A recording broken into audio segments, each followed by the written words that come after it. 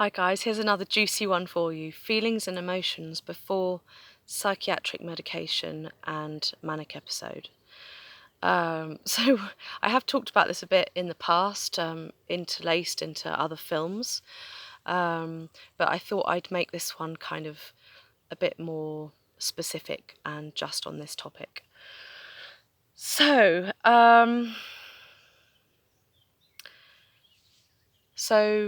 yeah, if you want to hear about what I've talked about it before, it was in the work-life balance before psychiatric medication. So I talked about that in that film a bit already. So here, let's go into a bit more detail.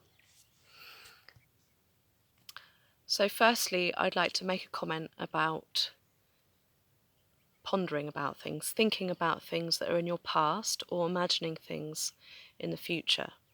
And I would say that before taking medication, I was thinking a lot about how things could have been different in the past, or how that conversation could have gone differently, or what I should have said or should have done with various people in my life.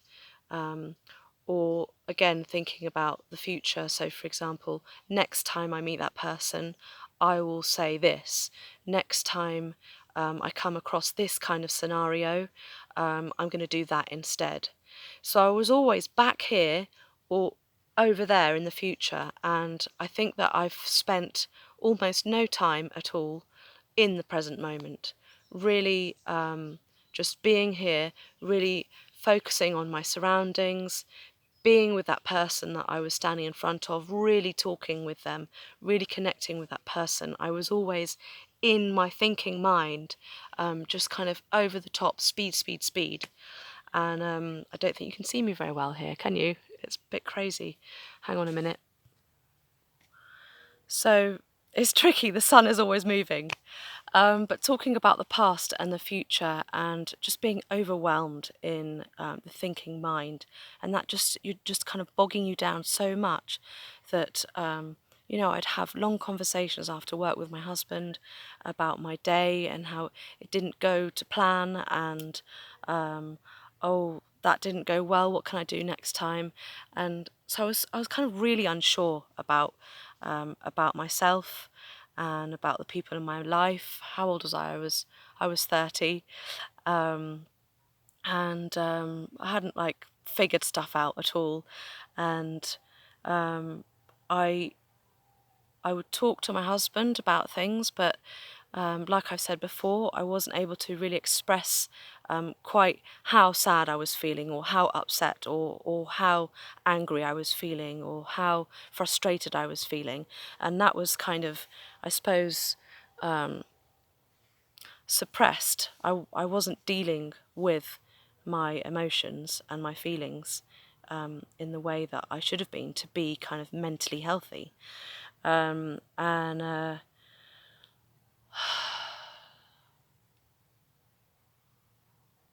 yeah.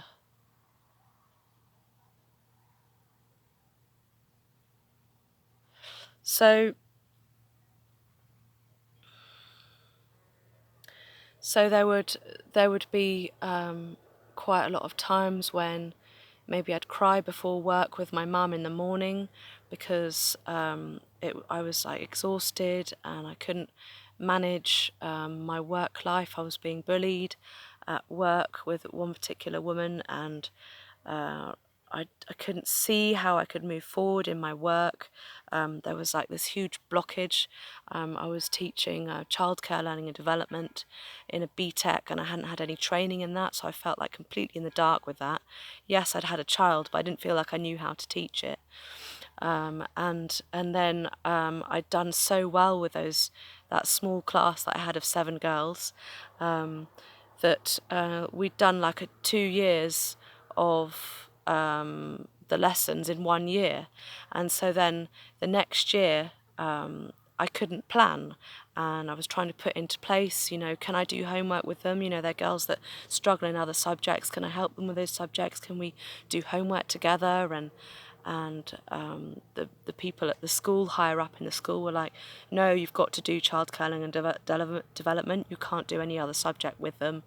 And I had this kind of complete block with work, and I didn't know what I would do in September. So when that summer holiday came, and for teachers it's pretty long, it was like 6 weeks, I was like feeling kind of free, completely detached from work. And I remember Robin saying at the beginning of that holiday that I was really quiet. And I would often do this in my life in the past. I would go on holiday and I'd be really quiet. I was kind of not really connecting with other people, even though I knew them really well. They were friends and family or whatever. And I just kind of completely, almost kind of detach and not. And I remember when I was much younger going to the Caribbean, I'd had a really stressful time around the age of 13. Went off to the Caribbean, and people would literally have to ask me a question twice because I wasn't there. That they had to kind of say it again, so that I'm like, okay, someone's talking to me, right? I've got to answer something. I've got to say something here, and so so I think that was kind of a pattern I'd get into when it was so like intense and stressful in my day-to-day life and being at school when I was 13, and that time when I was having difficulty with friendship groups and everything, and I had psoriasis, and I was like 5 years of scratching the back of my neck and all that. That yeah, I wasn't present at all. I was like completely somewhere else. I was like, miles away. And probably not grounded, and my feet weren't touching the ground, and I was like probably doing anything that I could just to kind of not be here now, because I couldn't cope with myself. I couldn't manage my own self and be here and be present and connected with the others around me.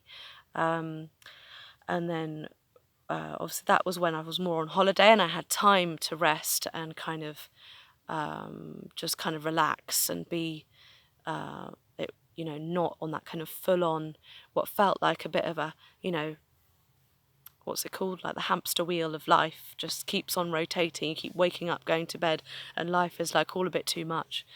So when I was actually in that period of busyness and life, and I was at school or whatever, and with my friends, and there was all that, we were like three of us, and it was really difficult for things to work and flow within the three of us, and it was kind of a bit bitchy, and I was never bitchy, and I couldn't understand all of that, and in the end I gave up with those two, and I became friends with boys because I thought they were more simple, manageable, easier to kind of communicate with, and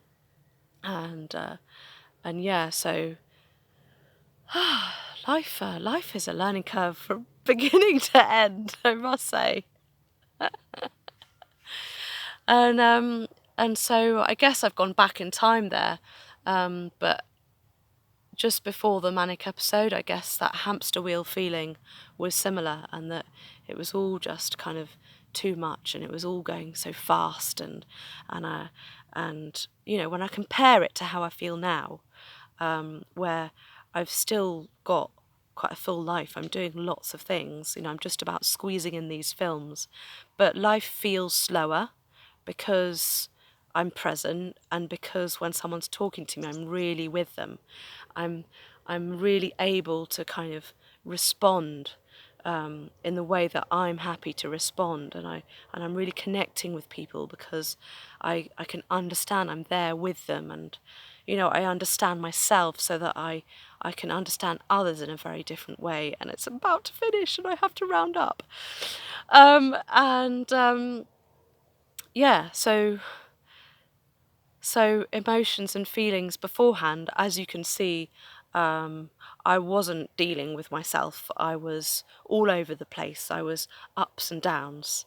And I really want to continue, but I can't. It's going to break. I've run out of memory. So I'll see you on the next film.